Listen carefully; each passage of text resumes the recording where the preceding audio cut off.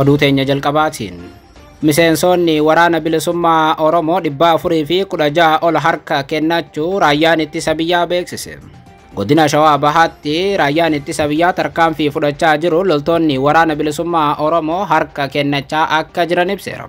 Miseensonni kun akkamiin harka kennatanii dhugaadha moo sobaa gabaasa bal'aa isin biraan geenya. Oduudhuma wal fakkaatuun yeroo raayyaan ittisa biyyaa loltoonni waraana bilisummaa Oromoo harka kennachuu beeksisutti waraanni bilisummaa Oromoos giddugaleessa Oromiyaatti tarkaanfii ilaalee isaa fudhachuu hime. Waraanni bilisummaa Oromoo aanaa kam keessatti tarkaanfii kana fudhatee gabaasa gama lamaanii isin biraan geenya. Oduu itti aanuun Ministeer Deetaa Ministeera Nagaa duraanii Obbo Taayyee Danda'aa irratti ragaan namoota dhagaamuu jalqabe. Obbo Taayyee Danda'aatii fi abukaatonni isaa ammoo himata irratti koorniyaan nama ragaa kennuu addee jedha kan dhiyaate garuu dhiiraa jechuun komataniiru. Obbo Taayyee Danda'aa maal komatanii ragaan isaan irratti dhiyaate immoo maal fakkaata gabaasa bal'aa isaas ni dhaggeessu. Oduudhuma wal fakkaatuun himatamaa Luba Balaa Mokkonnanfaan mana amala sirreessaa akka bu'an ajajame. Luba Balaayfaan maaliif mana amala sirreessaa akka seenan ajajame duraan eessa turanii guutuu gabaasa kanaas ni dhageessu akka moltan daawwattootaaf hordoftoota Anolee Global Media. Oduu odeeffannoo keenya galgala kana qabannee dhufneeti jirra. Odeeffannoo keenya ijoo isaa amma dhageessanii fi kan biraas isin biraan geenya. Haga xumuraa sagantaa keenyaatti dhaggeeffachuun yaada qabdan gara koomentiitiin nuuf barreessaa. Viidiyoon keenya namoota hedduu bira akka dhaqqabuuf ammoo like, share, subscribe godhuun dagatinaa isiniin jenna. Kallattumaan gara gabaasa bal'aattiin isin qajeelcha.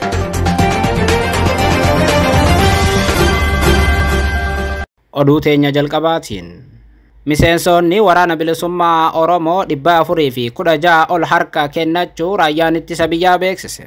Godina Shawaa Bahaatti raayyaan ittisa biyyaa tarkaanfii jabaa fudhachaa jiruun miseensonni waraana bilisummaa Oromoo harka kennachaa jiraachuu hime. Miseensonni waraana bilisummaa Oromoo kun godina Shawaa Bahaa aanaa dugdaa keessa kan socho'anii fi hawaasa dararaa fi qabeenya isaanii saamaa turanidha jedha raayyaan ittisa biyyaa ibsa miidiyaalee biyya keessaaf arra laateen. Miseensonni garichaa harka kennatanis gocha raawwachaa turanitti gaabbuun kanneen bosona jiraniif waamicha taasisaniiru jechuun miidiyaaleen biyya keessaa gabaasuu irratti argamu. Haa ta'u malee miseensota waraana bilisummaa Oromootii jechuun suuraa miidiyaalee mootummaatiin maxxanfaman hedduun isaa hawaasa nagaa fakkaatu. Aanaa dugdaa Booraa fi magaalaa Maqii keessa kan socho'aa turan miseensonni garee kanaa 416 kan harka kennatan yoo ta'u meeshaa waraanaatiin kilaashii, snaayiparii, bireenii fi rasaasni garagaraas garee kanarraa to'atamaniiru jechuun miidiyaaleen biyyattii keessa jiran hedduun isaanii raayyaa ittisa biyyaa wabeeffachuun gabaasan. Hojiilee bal'aa qindoomina hawaasaatii fi qaamolee nageenyaatiin hojjetameen yeroo ammaa kana sochiin hawaas dinagdee naannichaa haala gaarii irra jira jechuunis gabaasni miidiyaalee mootummaa kun ni kaasa. Haa ta'u malee mootummaan federaalaatis ta'ee mootummaan naannoo Oromiyaa irra deddeebi'iin lixa Oromiyaa keessa waraana bilisummaa Oromoo socho'uu guutummaatti dhabamsiifneerra waraanni bilisummaa Oromoo socho'uu hin danda'u jechuun himaa turan. Mootummaan lixa Oromiyaatti waraana bilisummaa Oromoo dhabamsiise arra immoo eessaa argamanii giddugaleessa Oromiyaatti waraana bilisummaa Oromoo qaban kan jedhu gaaffii biraa namatti uumama. Miidiyaaleen mootummaa raayyaa ittisa biyyaa wabeeffachuun miseensota waraana bilisummaa Oromootii jechuun ummata kana miidiyaadhaan maxxansanis AGM namoonni kun miseensa waraana bilisummaa Oromoo ta'uu qaama bilisaa irraa qulqulleessuu hin dandeenye. Oduudhuma wal fakkaatuun yeroo raayyaan ittisa biyyaa loltoonni waraana bilisummaa Oromoo harka kennachaa jiraachuu himutti waraanni bilisummaa Oromoos giddugaleessuma Oromiyaatti tarkaanfii jabaa raayyaa ittisa biyyaa irratti fudhachaa jiraachuu hime. Waraanni bilisummaa Oromoo lixa shaggar aanota adda addaa keessatti raayyaa ittisa biyyaa hedduu du'aaf madoon adabuu arra himeeti jira. Haaluma kanaan guyyaa arraa waxabajjii bara 2024 waraanni bilisummaa Oromoo zoonii giddu galeessaa godina lixa shaggar aanaa meettaa roobii ganda dhiisee eelaa bakka jedhamu keessatti raayyaa ittisa biyyaa konkolaataa sadiin deemaa turte irratti tarkaanfii fudhateen paatroolii tokko guutummaatti barbadeessuu waraanni bilisummaa Oromoo himera. Paatroolii tokkicha barbadeeffame kana keessa kan turan loltoonni raayyaa ittisa biyyaa 8 battalumatti yoo du'an 5 ammoo akka madaa'an waraanni bilisummaa Oromoo himeeti jira. Dabalataanis godinuma kana aanaa Abuna Gindabarat ganda Gaagoo Osolee bakka jedhamu keessatti loltoota raayyaa ittisa biyyaa irratti tarkaanfii fudhateen waraanni bilisummaa Oromoo loltoota raayyaa ittisa biyyaa hedduu daaraa taasisuu himeeti jira. Raayyaan ittisa biyyaa Abuna Gindabarat keessatti hawaasa nagaa walitti qabee osoo waltajjii baasaa jiru waltajjii kana akka fashaleesse waraanni bilisummaa Oromoo himeeti jira. Haa ta'u malee qaamoleen lama waraana gaggeessaa jiran injifannoo gamaaf gamanaan argachaa jiraachuu himanis AGM addatti ammas qaama bilisaarraa odeeffannoo qulqulluu argachuu hin dandeenye.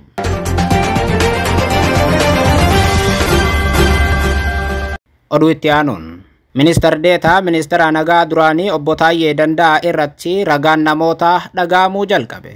Humnoota farra nageenyaa deeggaruu fi meeshaa waraanaa qabatanii argamuun kan himataman Deetaa Ministeera Nagaa duraanii kan ta'an Obbo Taayyee Danda'aa ragaan namaa irratti dhiyaateeti jira. Seera yakkaa akka lakkoofsa Itoophiyaa bara 1996 ba'ee keewwata 251 muraacaa fi keewwata 257 akkasumas labsii meeshaa waraanaa cabsuutiin kan himataman Obbo Taayyeen uffata keelloo hidhamtoonni yeroo beellamaa uffatanii abukaattoo isaanii waliin dhaddacha irratti dhiyaataniiti jiru. Mana murtii olaanaa federaalaa Ramaddii Lidataatti dhaddachi tokkoffaa kan yakkoota heeraatii fi sirna heeraa irratti raawwataman ilaalus ragaalee namoota lama kan abbaan alangaa federaalaa dhiyeeffate irraa jecha fudhateeti jira. Ragaaleen lamaan kunis dhimma meeshaalee waraanaa wayitamanni Obbo Taayyee Danda'aa sakatta'amu argamaniiru jedhaman irratti jecha isaanii kennaniiti jiru. Haa ta'u malee Obbo Taayyee Danda'aatii fi abukaattoon isaanii ragaalee jecha kennuuf dhiyaatan keessaa inni tokko himata irratti korniyaan barreeffame addee kan jedhu ta'ullee kan qaamaan dhiyaate garuu dhiiraadha jechuun mormaniiti jiru. Kana malees teessoo ragaalee ilaalchisee garaagarummaa waan jiruuf ragaaleen dhiyaatan jecha kennu hin qaban jechuun Obbo Taayyeen faan mormaniiti jiru. Manni murtichaas waraqaa eenyummaa ragaalee erga ilaaleen booda ragaaleen lamaan jecha isaanii akka kennan taasiseeti jira. Abukaattoon Obbo Taayyee Danda'aas ragaalee jecha isaanii kennan lamaan gaaffii qaxxaamuraa gaafataniiti jiru. Manni murtichaatis galmee qoratee murtii ilaachuudhaaf akka lakkoofsa Itoophiyaa waxabajjii 18 bara 2016tti beellama qabateeti jira. Xumuraa dhaddacha irraa irratti iyyata akka qaban abbootii seeraatti kan himan Obbo Taayyee Danda'aa herregni baankii isaaniitii fi kan haadha warra isaanii ugguramee jiru akka gadhiifamuuf kana dura gaafatanillee haga ammaa furmaata osoo hin argatin jiraachuu himataniiti jiru. Sababa kanaatiinis maatiin isaanii rakkoo keessa jiraachuu Obbo Taayyee Danda'aa mana murtiitti komii qaban ibsataniiru. Manni murtichaatis komii isaanii erga dhaggeeffatee booda herregaawwan baankii kunneen kan ugguraman mana murtii federaalaa jalqabaa Ramaddii Araadaatti dhaddacha beellamaa yeroon akka ta'e eruun mana murtichaatti iyyata akka galfatan ajajeeti jira.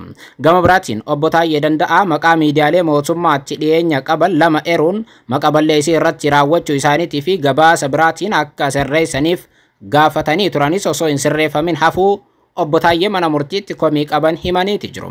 Manni murtichaatis Obbo Taayyeen iyyata isaanii kana barreeffamaan akka dhiyeeffatan ajajee jira jedhameeti jira.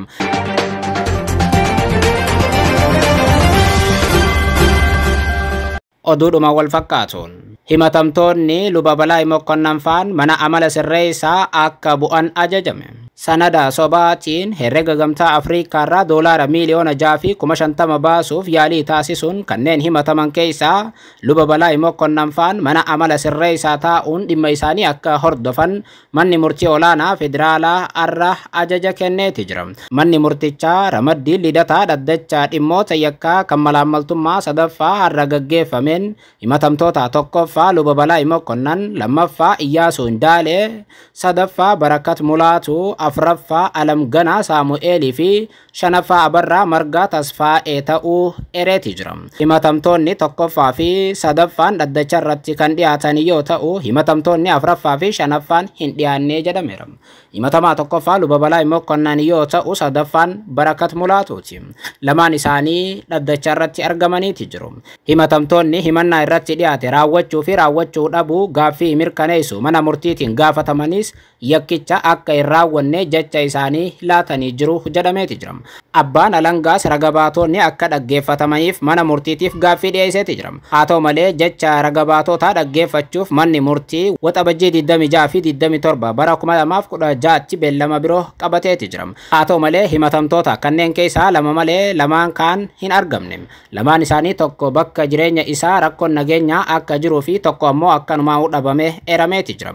Jarri lamaan akka qabamaniif ajajamaniiti jiru.